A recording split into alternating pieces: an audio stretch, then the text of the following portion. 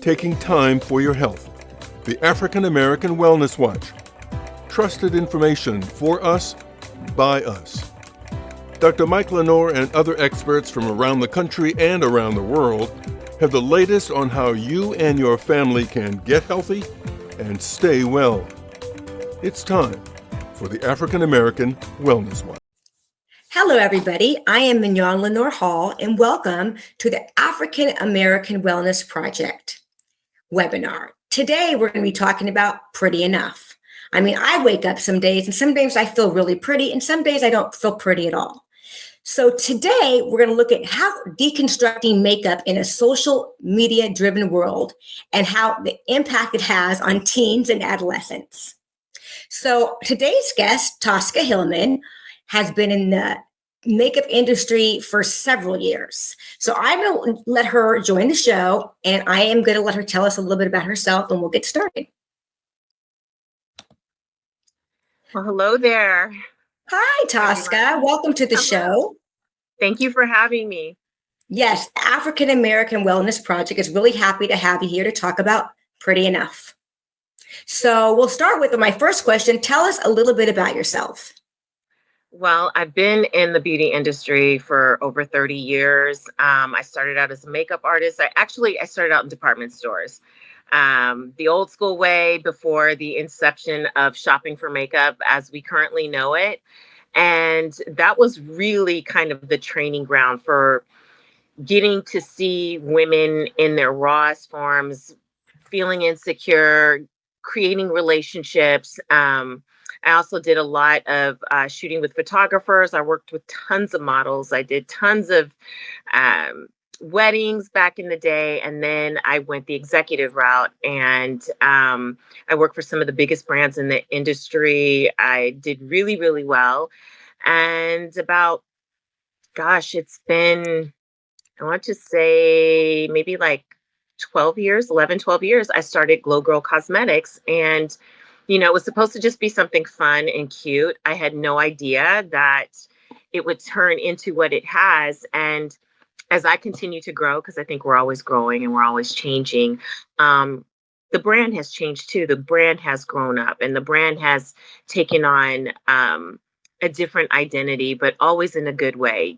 There's always a next iteration of what GloGirl looks like and what the essence of the brand, which I think pretty much has stayed the same. So yeah, that's pretty much it.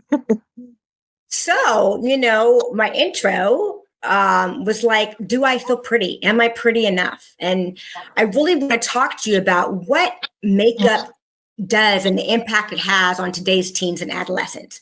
I have teenage girls, I have an adult daughter, and sometimes I feel like, oh, makeup is too much. Why do they wear so much makeup? Because I remember growing up in the 80s, we didn't quote unquote beat our face. No, we did not beat our face because that's what they talk. That's the term they use when they wear all this makeup. So yeah. I want to know, why do you think teens and adolescents feel the need to beat their face every day? Well, I think that's a really good question. There's so many ways that I could go about answering that. And I don't think that there's just one particular concrete answer. But I will say, when you go back to like the 80s or 90s, makeup was not then what it is now. You didn't have as many choices. And even, as a makeup artist in my earlier years, we didn't have like highlighters. You had to make your highlighter. You had to add like oils and Vaselines and things to get that sort of glow. And there was no social media. And social media really affects everything. It not only affects teenagers, but, grown women too, just how we see ourselves, the insecurities, the confidence. And I think, I always say makeup is our armor. It's how we armor ourselves to face the world. And that's why you have so many different ways of wearing makeup. So when you say armor, do you think that like your protective armor? Like you're hiding from something. It's like your shield. Is that what you're referring to? In some cases, yeah, but in some cases, it's your armor. Like sometimes the world is like stepping out of your house is like you're going into the battlefield. And it's like, how do you want to show up? And sometimes it's just something as simple as what is pretty, to your point. What makes me feel pretty? For some people, they like wearing a lot of makeup. They like wearing, putting it on and just spackling it all over their face. There are trends in makeup, and right now you're seeing a lot of like glass face looks where it's like really clean, very shiny, a gloss, the cheeks. I love that aesthetic. I think the trend I love that so aesthetic pretty. too. I like the glass, pretty. the shine. I just don't Yeah. like the contour, the little, like, yeah. So going back to what you said, the shield, the mask. Let's Mhm. I think for some, it young hides teenage certain girls. mental or physical scars, even for teenagers. And I feel bad for these generations that are here now, because we didn't grow up on social media, and social media is rough. I mean, there was no such thing as cyberbullying. Either they were going to meet you out on back campus or you were going to see them somewhere. But this whole cyberbullying, the bots, really play a part in just a person's mental space, and it can be rough.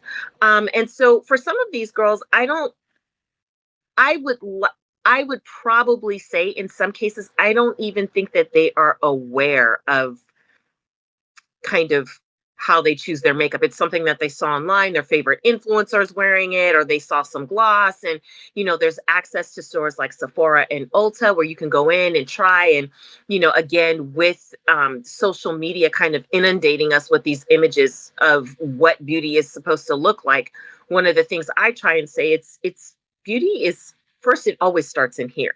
But if it can't start in here and you're trying to create something on the outside, be yourself. Like, what does that look like for you? You can follow a trend, but everything is about modifying it to what that looks like for you.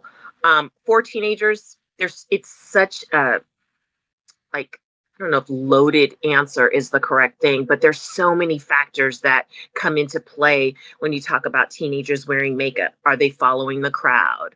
Is this what they think pretty is? Are they just a creative person and they want to put polka dots all over their face and then put a glass lipstick on? There's so many different things, but I think at the end of the day, it's all about their self-expression and what exactly that means to them. And you can't really box a teenager because it means different things, because you've got the cultural aspects.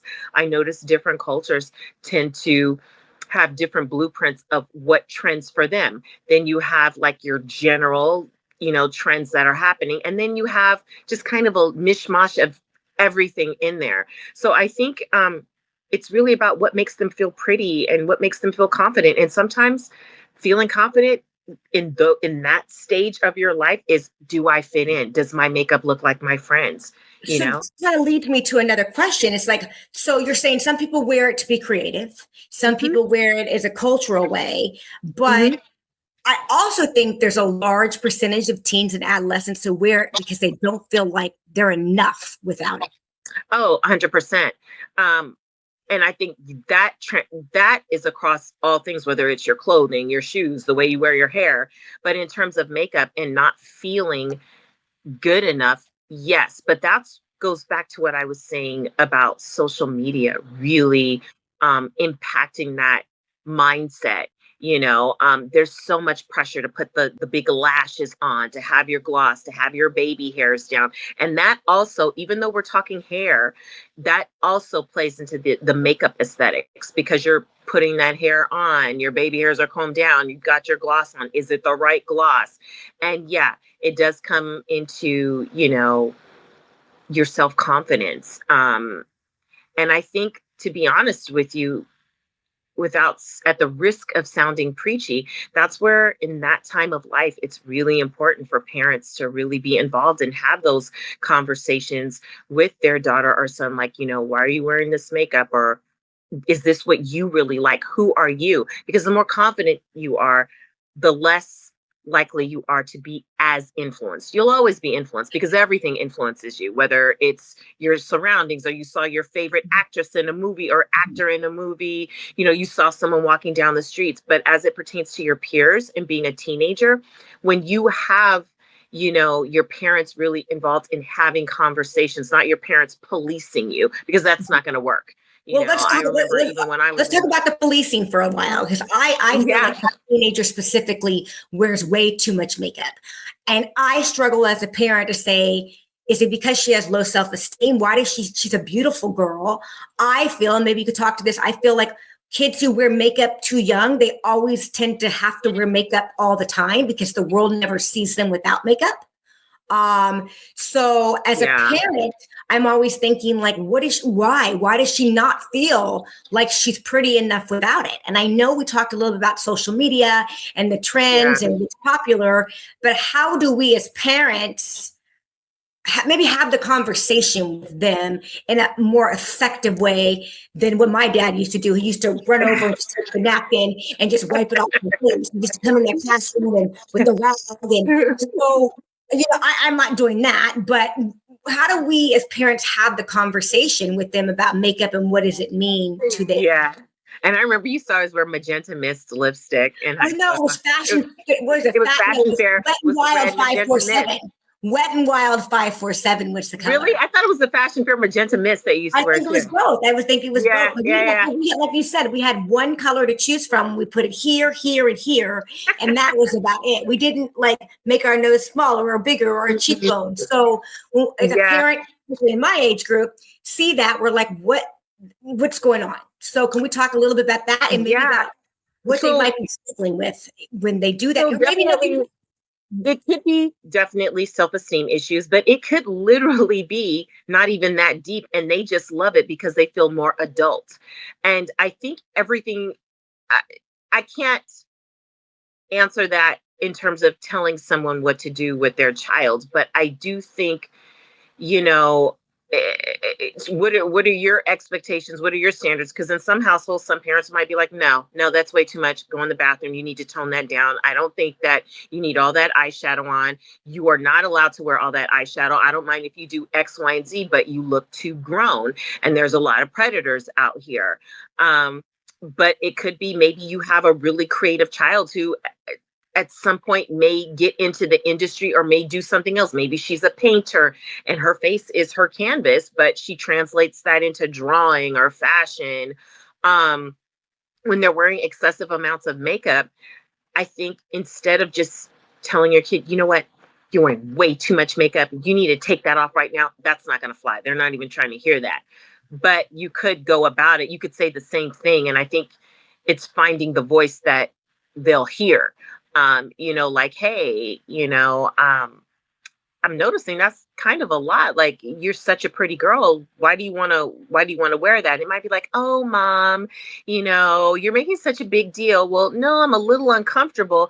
And then having those conversations, like, this is a new generation and they don't understand something that's because I told you so. Like, it needs to make sense. And it's just like, listen, I think you're so beautiful. Yes, of course I'm your mom. Yes, I'm biased. But outside of that, anyone can look at you and see you're very attractive. I feel like what you're wearing, is a lot. And I'm trying to understand why. Do you like these products? Do you feel like you're not good enough? And maybe you have to go get to that point in stages, little things. And maybe it has to be like, listen, I really don't mind if you wear makeup, but you are too young to wear all of those eyeshadows. It's excessive, but I don't care if you wear eyeliner and mascara. But while you're here in my house and when you're leaving, you're not going to wear all all those eyeshadows. You can do this. Definitely, that's easier said than done. I know. I know. Some kids leave the house with no makeup on, and then they go to school and pull on full face. They go to the bathroom, and I don't have so much problem with the makeup. I just want to know, is it because they don't feel like they're enough? So, I mean, if we talk that's about a question. That's a question for them. Like, listen, I want to talk to you. And, maybe I'm making a big deal out of it. And you might get the eyeball roll because I feel like teenagers, and I know how I was, you're at like your worst. Your hormones are raging. You're living in your own soap opera. Nothing is more imminently important than what's going on with you and your crew or the guy you have a crush on. And so, and to point out, my mom never asked me those kind of questions because I probably could have told her a lot. it is not just the girls who are wearing makeup either. It's, It's the some young guys. men wear makeup too, which is fine. But, whether you're female or male, I feel like when parents see excessive amount of makeup, we kind Yeah. of become alarmist. Like, okay, well, why don't they feel good enough? And So maybe I like, would, it's a question though. It's Mhm. a question though, Mignon. I definitely think it's something, it's such a dicey um, road that way, because you have to figure out what is the right way to ask the question so you don't get shut down or tuned out. And i- there's no blanketed way, I don't feel, to ask, because each child has their different personality. So maybe it's just something like, hey, I know times are different, but that's a lot of makeup. Like, do you not think that you're pretty? I'm just trying to understand. You know, why do you want to wear so much? Because you don't even need it. Like, I see some of your friends, or I've seen some of the kids at your school, and be honest, you don't need it like they need it. Or I don't know. You have to kind of find out what's the best way. Something you said early on with social media. I have an Instagram page and I watch the trends. Don't get me wrong. I watch the trends where they make the 3 or the S and they try to contour, but going into like these eyelashes, and they see things and they try new looks. I'm all for Yeah. exploration and trying new looks. The eyelashes are a little bit excessive to me. And what Me I hear you too. say is sometimes it's just a form of self-expression, and it doesn't really mean anything's wrong, with, feeling having low self-esteem or feeling a little anxiety where they have to cover up. So when we transition, and this is the question I really want to ask you, like, so I remember, in high school, you would make your face up beautifully, how have your ideas changed about makeup over the years from when you were a teenager to now your adult life? Well, I think so. I am a huge music junkie person, and based on the schools that my parents put me in growing up, I definitely was influenced in the early days of MTV, and I listened to a lot of like new wave and a lot of the new wave and like rock bands, in addition to like the early iterations of hip hop music. And I always wanted to try and make my makeup like the cool rock, like the cool rock stars.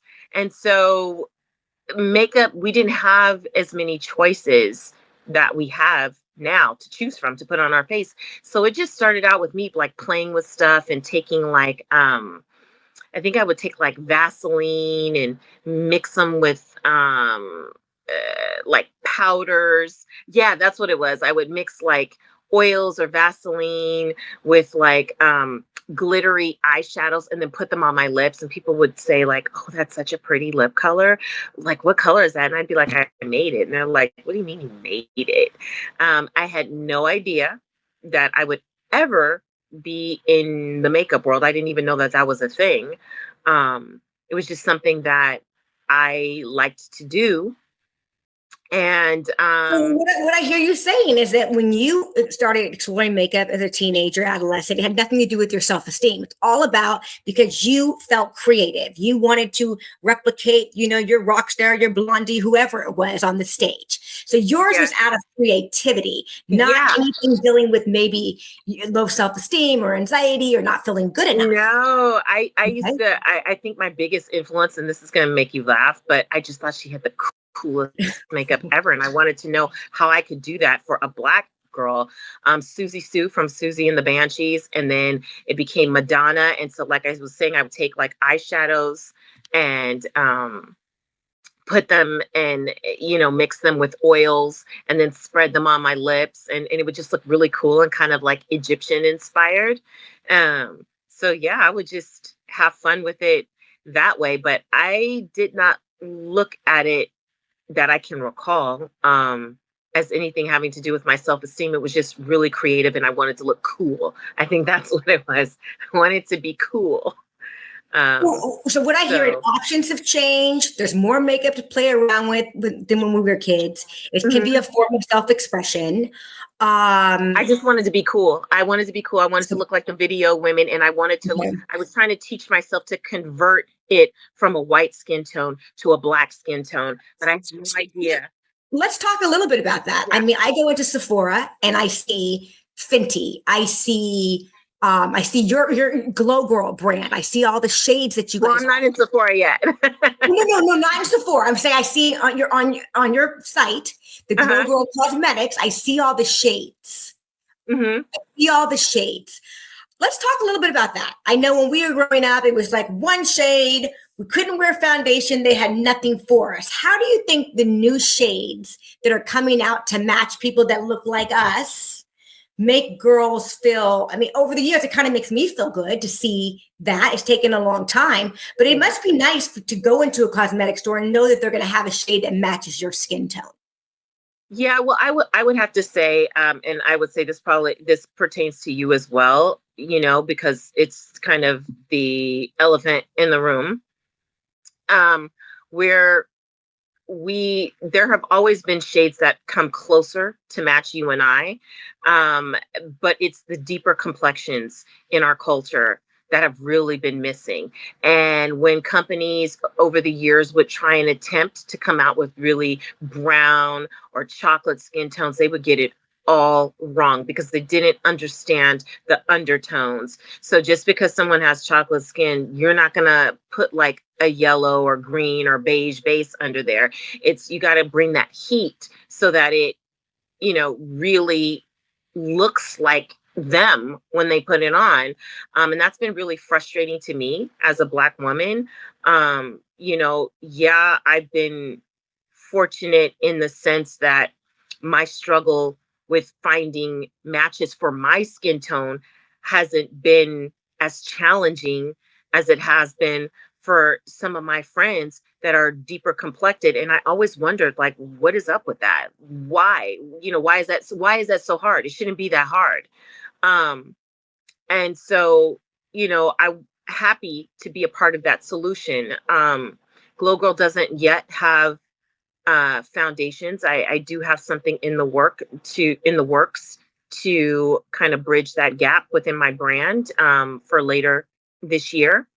But it has been very frustrating for me as a former makeup artist to have to mix so many things together to, create matches for these beautiful Black women that would come and sit down in my chairs, even as like a freelance makeup artist or working in a department store. Luckily, I'm good with color and I have an understanding of undertones, so I could always make something work.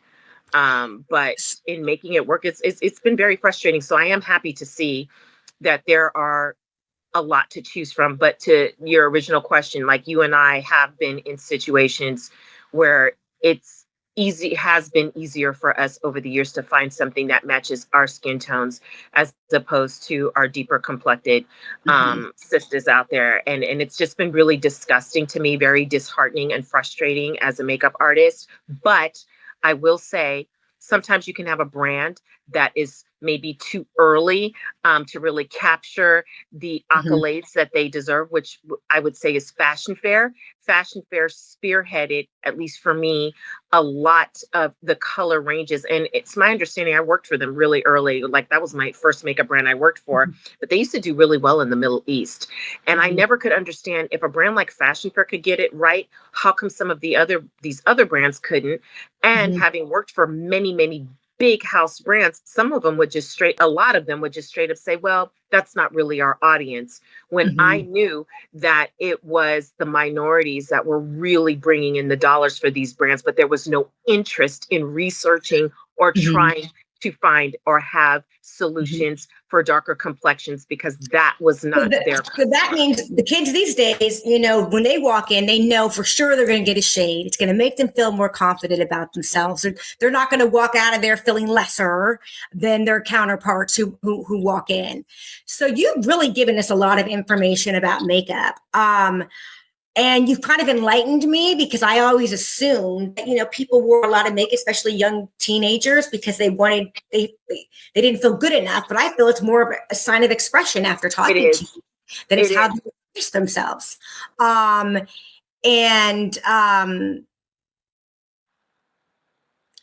We I live in a guess, time of a lot of different trends. And sometimes I think even within this conversation, it may not even be that deep. This is just who they are. And, one of the things about Glow Girl, one of my slogans is, how do you glow, girl? That glow is your inner glow. I say you're sassy, you're badassy. How do you show up for the world? How do you show up for yourself? You cannot show. so Go I, ahead. I just know one of the things that you and I talked about is how you're going to use your brand. And you said you wanted to go back into the schools. You want to go back and work with young people.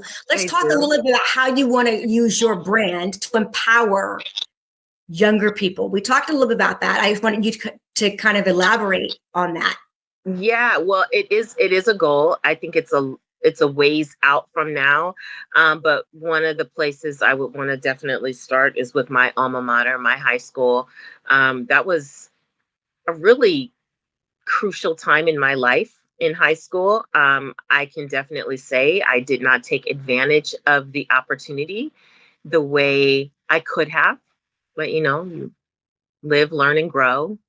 Um, and I know the things that I struggled with and what I went through internally and externally.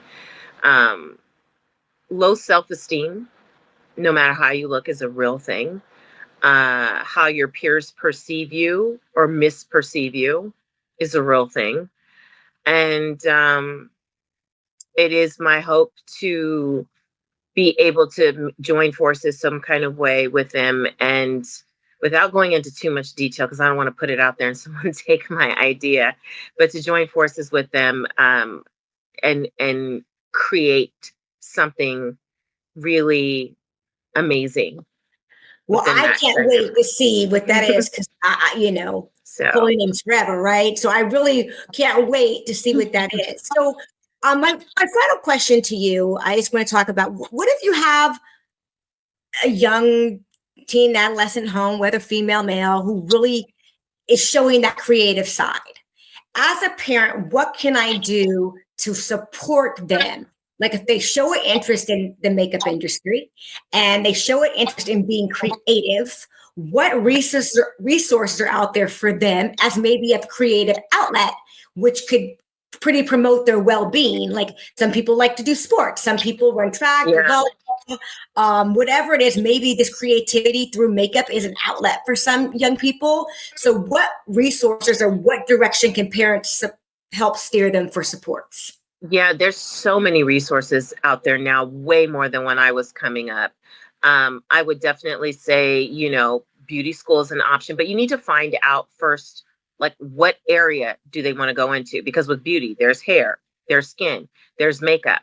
That said, I would even say this is where you can utilize social media, like have them do posts, share their different looks, talk about different products, and what's great too is through social media, they get enough of a following, they can monetize that and make a little extra money.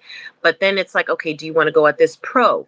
So are they going to go into beauty school? Are they going to get a job at Sephora, which gives you a lot of training and a lot of free products? Working for a Sephora or an Ulta, but I know Sephora, you get a lot of free products because the trainers come in, the brands come in, they want you to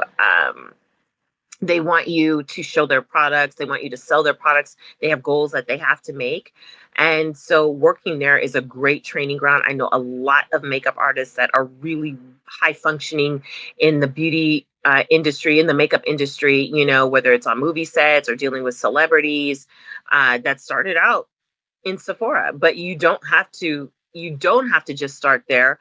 You can go into beauty school and then just start taking clients, and one thing can lead to another. But there's so much that you can do. And the biggest thing I would say is the ability to promote yourself on social media. That's So I hear I mean, social media could be a blessing and a curse all in one, right?